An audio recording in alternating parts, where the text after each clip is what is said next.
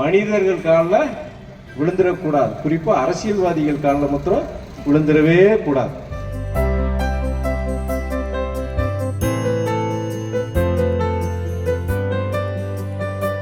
நான் பல இடங்களை பார்க்கிறேன். திருமண நிகழ்ச்சிக்கு போகும்போது மணமக்களை காலில் விழ சொல்லுவாங்க.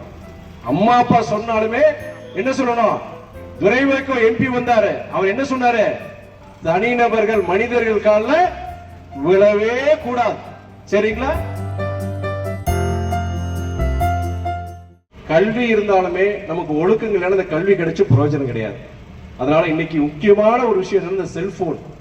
செல்போன் வந்து என்னங்க, பேசுறதுக்கு தான் செல்போன் கொடுத்துருக்காங்க, கம்யூனிகேட் பண்றதுக்கு செல்போன், செய்திகள் அனுப்புறதுக்கு செய்யறதுக்கு. ஆனா இன்னைக்கு செல்போன் என்ன பண்றோம்?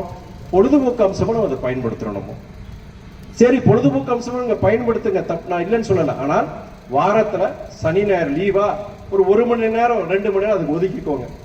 அந்த நாள் முழுதும் அது செல்போன்ல போய் இதாகக்கூடாது. எப்படி போதைப் பொருள் வந்து அடிக்ஷன் சொல்றோம் இல்லையா, போதைப் பொருளுக்கு அடிமை ஆயிட்டாங்கன்னு சொல்றோம். நம்ம அது இல்லாம அவங்களால இருக்க முடியாது.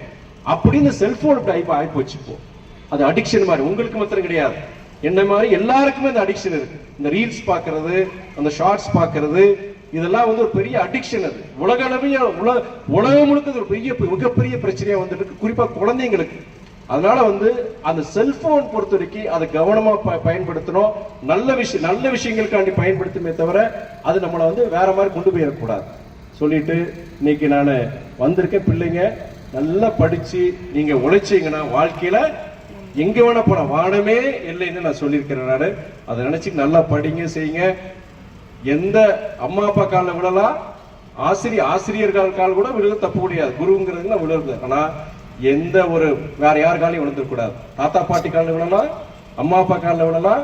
இறை நம்பிக்கை இருந்துச்சுன்னா நீங்க கோயில்லையோ தேவாலயங்கள்லயோ அங்க போய் நீங்க விழலாம்.